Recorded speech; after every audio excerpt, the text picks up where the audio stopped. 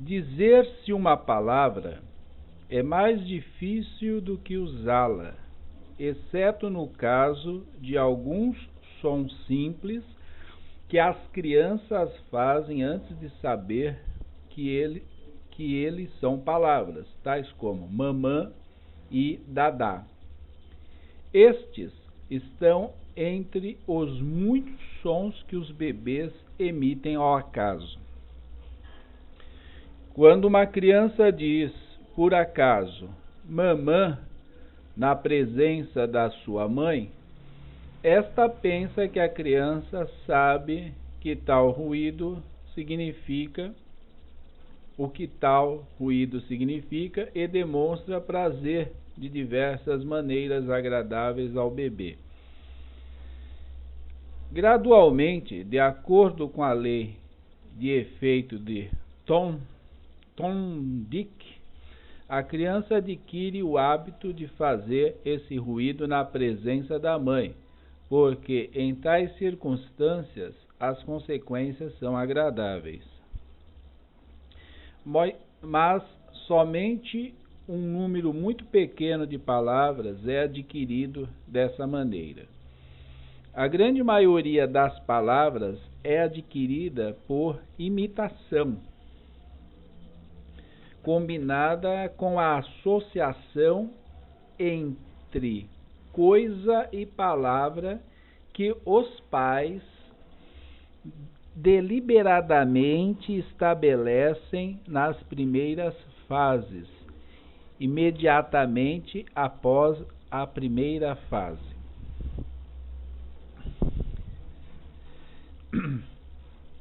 É óbvio que, ao empregar palavras, a gente envolve no processo algo mais além da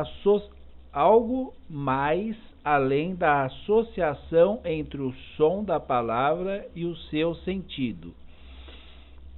Os cães compreendem muitas palavras, sendo que as crianças compreendem muitas mais do que podem dizer. A criança tem de descobrir que é possível e vantajoso fazer ruídos como os que ela ouve. Esta afirmação não deve ser tomada demasiado literalmente, pois, se o fosse, tornar-se-ia demasiado intelectualista. A criança jamais descobriria isso se não fizesse ruídos a esmo, sem a intenção de falar. Descobre ela, gradualmente, que pode fazer ruídos como os que ouve e que, em geral, as consequências disso são muito agradáveis. Os pais mostram-se satisfeitos. Os objetos desejados podem ser obtidos e, talvez, como a parte mais importante de tudo isso, há uma sensação de poder em fazer ruídos intencionais, ao invés de ruídos acidentais. Mas, em todo caso, esse processo não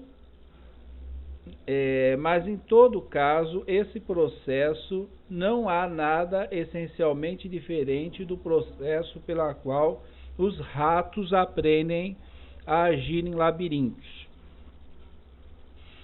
Assemelha-se ele mais a esta forma de aprender do que a dos macacos de Collier, pois quantidade alguma de inteligência poderia permitir que a criança descobrisse o nome das coisas.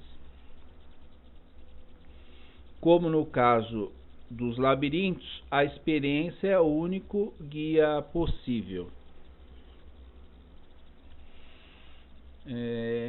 Quando uma pessoa sabe falar, as condições se processam na direção oposta às que operam no ato de se compreender o que os outros dizem.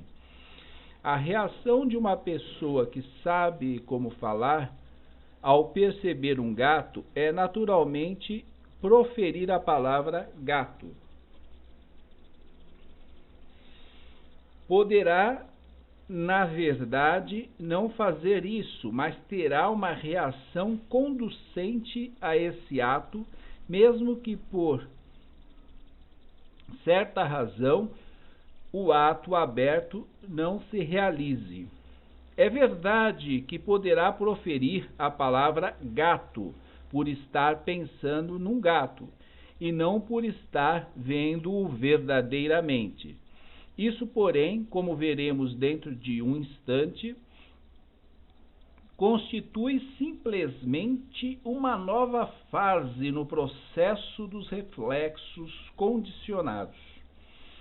O uso de palavras simples, ao contrário do emprego de sentenças, é inteiramente explicável, tanto quanto podemos ver mediante os princípios que se aplicam a animais em labirintos.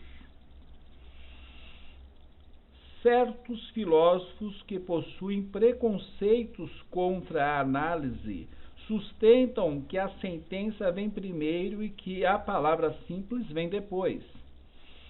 A este respeito, aludem sempre à linguagem dos patagônios, que os seus oponentes naturalmente não conhecem. Dão-nos a entender que um patagônio pode compreender se lhe dissermos: eu vou pescar no lago que fica atrás da colina ocidental, mas que não poderá compreender a palavra peixe isoladamente. Este exemplo é imaginário, mas representa a espécie de coisa que afirmam. Ora, os patagônios talvez sejam uma gente esquisita. Com efeito, devem mesmo sê-lo, pois, do contrário, não escolheriam a Patagônia para viver.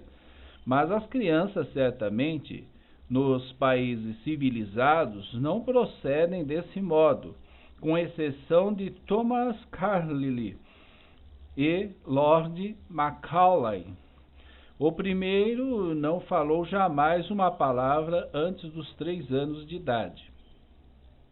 Só então é que, ao ouvir o irmão menor chorar, perguntou: "What ails we, Jock? Que aflige o pequeno Jock?" Lord Macaulay aprendeu no sofrimento o que ensinou em versos, pois, tendo derrubado sobre si mesmo, numa reunião, uma chávena de chá quente, começou a sua carreira como conversador, dizendo, após algum tempo, à dona da casa: "Muito obrigado, madame. A agonia amainou." Estes, porém, são fatos referentes a biógrafos e não começo da linguagem na infância. Em todas as crianças que foram cuidadosamente observadas, as frases surgem muito mais tarde do que as palavras isoladas.